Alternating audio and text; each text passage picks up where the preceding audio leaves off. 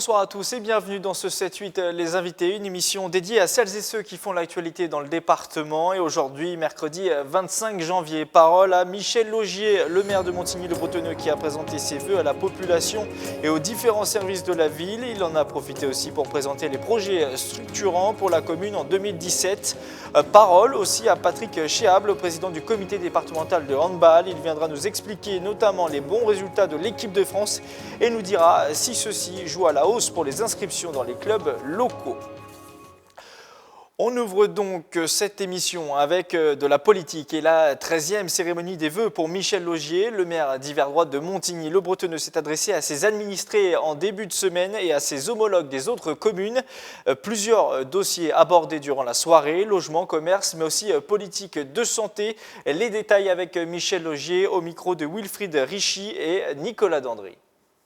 Président de Saint-Quentin en Yvelines, Michel Laugier est aussi maire de Montigny-le-Bretonneux. Il vient de tenir sa cérémonie de vœux pour 2017. Bonsoir Michel Laugier. Bonsoir. Vous avez préféré ne pas tenir votre cérémonie de vœux en tant que président de Saint-Quentin en Yvelines, mais vous avez maintenu ce moment particulier avec vos administrés. Tout à fait, je pense que c'est le moment aussi pour faire passer certains messages.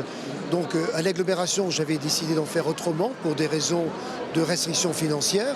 Je ne pouvais pas demander à tout le monde de revoir à la baisse leur budget et moi continuer sur des vœux.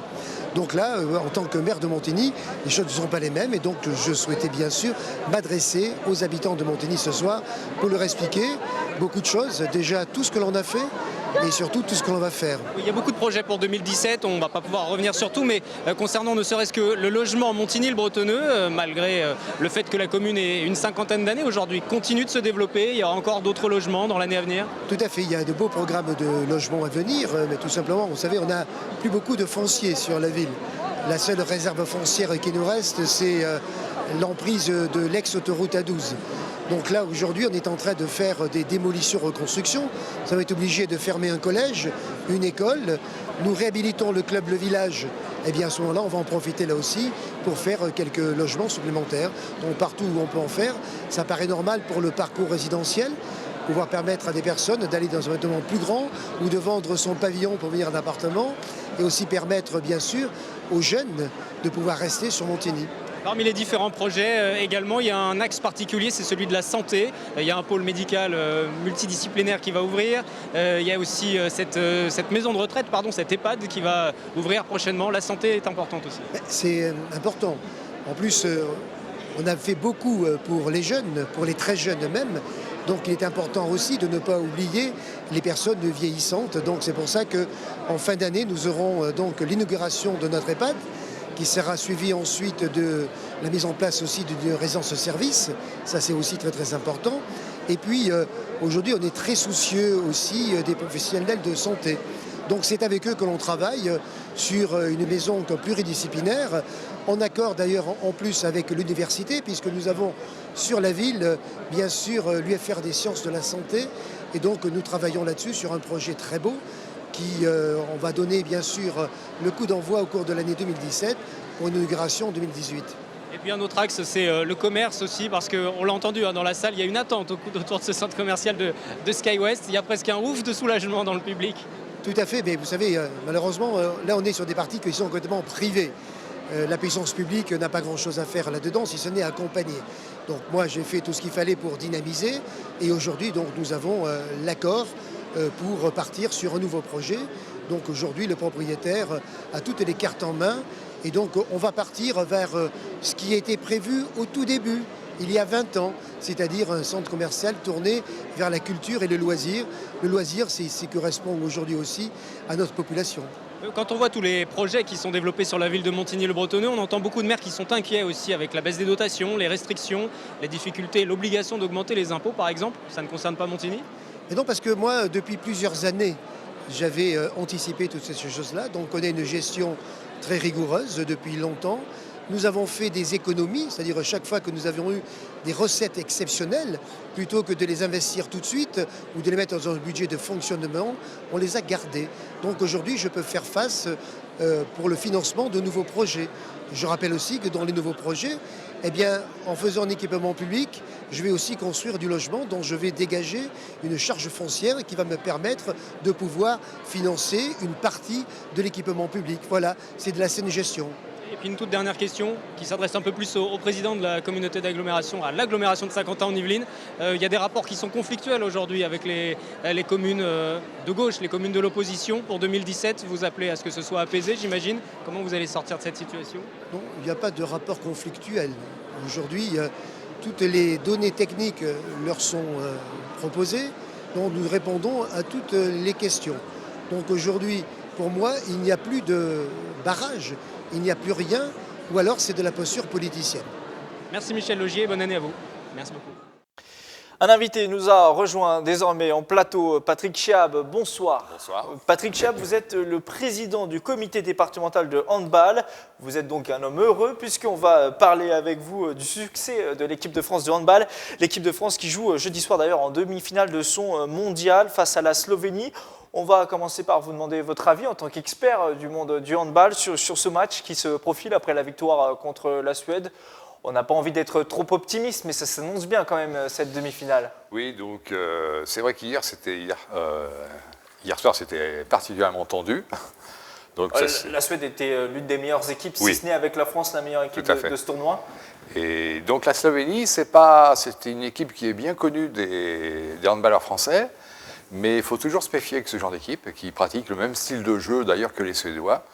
Donc il ne va pas falloir perdre trop de balles comme ça a été un peu le cas hier soir. Il ne faut surtout pas partir trop vainqueur, trop gagnant, il faut rester complètement mobilisé. Ça peut être le piège d'ailleurs quand on est aujourd'hui favori comme l'équipe de France, on joue chez soi devant des milliers de personnes.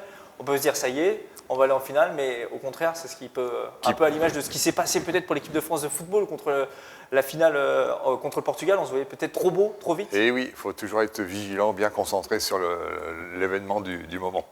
Depuis environ une dizaine d'années, l'équipe de France est clairement la meilleure du monde dans son sport.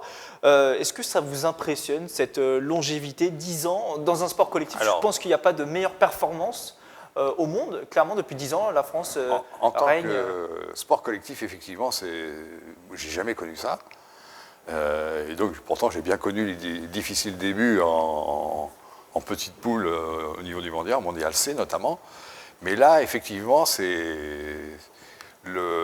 culture de formation est très regardée de par les autres pays étrangers. C'est principalement la formation qui fait la qualité aujourd'hui de... Ben oui, parce que, par exemple, l'année passée, nous avons eu les 4 équipes championnes du monde au niveau des garçons, les moins de 17, moins de 19, moins de 20 et l'équipe de France masculine. Donc clairement, l'avenir est assuré, on est reparti pour 10 ans, on peut le dire. Alors, on se dit toujours qu'il va y avoir un creux de génération. Ben, on s'aperçoit que, pour l'instant, le creux de génération, on ne le voit pas. Tant mieux. Est-ce qu'on peut se comparer un peu aux Américains au basket? Ah, c'est peut-être encore une autre planète quand même, le basket. C'est vraiment une culture professionnelle très, très aboutie. Le handball n'en est pas là. Est-ce qu'il faut que ça aille jusque-là? C'est toujours un petit peu difficile.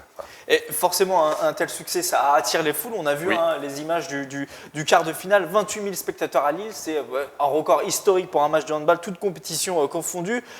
Pareil pour les gens devant leur télé, 4,5 millions de personnes, record d'audience pour la TNT depuis le lancement de la TNT.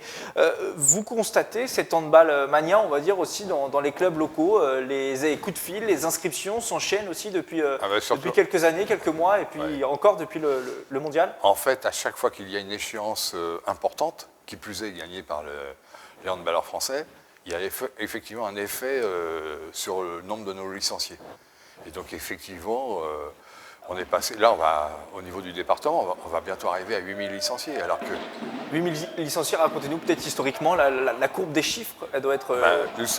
Nous avons toujours été en progression chaque année, sauf lorsqu'il n'y a pas d'échéance olympique. Mais c'est vraiment, c'est peu significatif, mais tout le temps. 8000 licenciés, 500 000 en France, je crois, c'est devenu avec le basket le deuxième sport collectif le plus pratiqué en France après le football forcément. Est-ce qu'aujourd'hui aussi la question qui se pose, c'est les structures, les équipements sportifs des communes en France et peut-être sur Saint-Quentin et dans les Yvelines peuvent accueillir autant de nouveaux licenciés? Est-ce qu'on a les moyens de suivre? Alors c'est vraiment la grosse difficulté, c'est que je connais quand même plusieurs clubs sur le département qui se sont dit, bon, nous on ne peut pas dépasser plus de 400 licenciés. Vous êtes obligé parfois de peut-être dire non aux gamins Oui, il y a effectivement des listes d'attente pour certains clubs. Donc c'est vrai qu'on ne peut pas accueillir tout le monde. Donc c'est dommage, quoi. Donc, après, il faut trouver d'autres formes de pratique aussi qui puissent intéresser les gens. Vous pensez à quoi quand vous dites ça? Des formes de pratique à 4 contre 4. Jusqu'ici, on est toujours en gymnase, mais peut-être qu'il faut explorer d'autres salles plus petites pour faire plutôt de l'éducation handball, faire des opérations 4 contre 4, par exemple, ce qui est en train de se développer. Oui, puis il n'y a pas forcément que le handball à 7 contre 7, il y a aussi le sandball. Il y a le sandball. Handball sur plage. Voilà. Bon, là, on n'est peut-être pas en termes de développement encore. Ça marche très bien. C'est quelque chose qui marche aussi. Tout à fait. Puis il y a l'application aussi fitness aussi, version handball, qui se développe beaucoup aussi. Donc, non, le handball est en plein essor. Profitons-en, tant mieux, et souhaitons que ça dure encore. Autre atout du handball et autre point positif pour ce sport qui ne cesse de se développer, c'est le volley féminin qui est déjà ultra développé. On a une équipe de France féminine, on a 35% des licenciés qui sont des femmes. Je n'ai pas forcément comparé à d'autres sports collectifs, mais les filles sont clairement partie prenante du sport, oui, de cet engouement. En fait, ça fait partie aussi des missions de chacune des instances, dont le comité, de développer la pratique féminine. C'est pour ça que, bon, là, au travers des derniers chiffres, effectivement, il y a une belle progression du pourcentage féminin. Mais on n'est pas encore au niveau de la moyenne nationale. Donc, c'est pour ça qu'on met en place des animations sur le département, avec le futur match qu'il va y avoir au Vélodrome de Saint-Quentin. Justement, j'allais vous en parler, parfait lancement pour ma dernière question sur ce match qui arrive, c'est le 25 mars. 25 mars. Au Vélodrome de Saint-Quentin, un match de D1 féminine. Oui. Ici, je crois, non? Ici, Paris Handball face à Brest-Bretagne. On pourrait battre le record d'un match de D1 féminine? C'est l'objectif. Potentiellement 5000... C'est le défi, donc, par le fait de voir ce genre d'opération, de battre le record d'affluence qui est de 5127 licenciés. Spectateurs. Je voulais juste avoir, pour terminer, avoir un petit avis. Vous pensez quel sera le score demain pour l'équipe de France en faveur de l'équipe de France? Allez, mouillez-vous contre la Slovénie. Allez. Là, on a gagné 33-30 contre la Suède. France-Slovénie, vous dites combien? Il n'y aura pas forcément de gros écarts, mais moi je verrais très bien la France gagner par 2-3 buts d'écart comme hier soir. Merci. Et voilà. Merci Patrick Chéab. Oui, l'équipe de France va gagner, on en est sûr. Merci Patrick Chéab pour vos réponses. Et on rappelle donc que l'équipe de France affronte la Slovénie jeudi soir et c'est en clair forcément sur une chaîne nationale que vous connaissez bien. Merci d'avoir répondu à nos questions. C'est la fin du 7-8 Les Invités pour ce soir. Prochain rendez-vous demain jeudi. Excellente soirée sur TV Fil 78.